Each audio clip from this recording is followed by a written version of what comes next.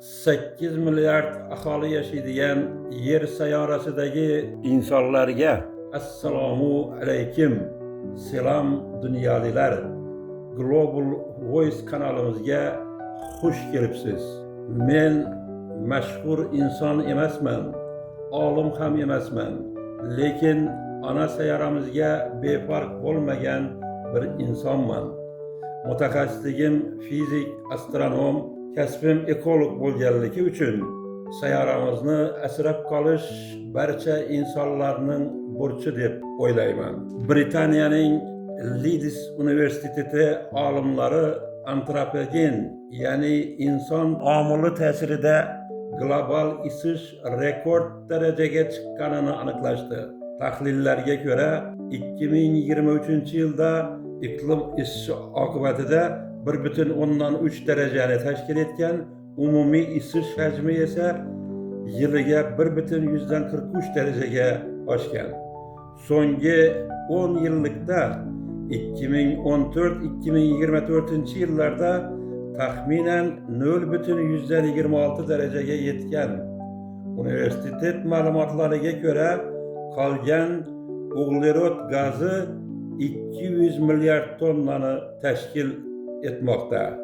Ya'ni dunyo sanoat davrigacha bo'lgan haroratdan 1,5 daraja yuqori global isish bilan to'qnashish uchun atigi 5 yil qoldi deb ogohlantirishdi.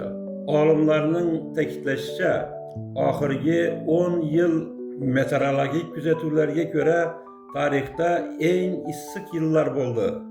Global isish yoki global iqlim o'zgarishi atmosferadagi karbonat angidrid va metan kabi issiqxona gazlarining ko'payishi hisobiga global harorat ko'tarilayotgan klimatologik hodisadir.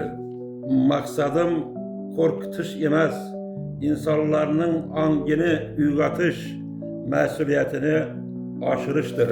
Xulosa qilib aytadigan bo'lsak, bu yer bizniki emas, biz uni farzandlarimizdan qarzga olganmizligini unutmasligimiz kerak. Global isish kelajak emas, bugungi haqiqat. Muzliklar eriyapti, iqlim o'zgaryapti, yer esa charchayapti.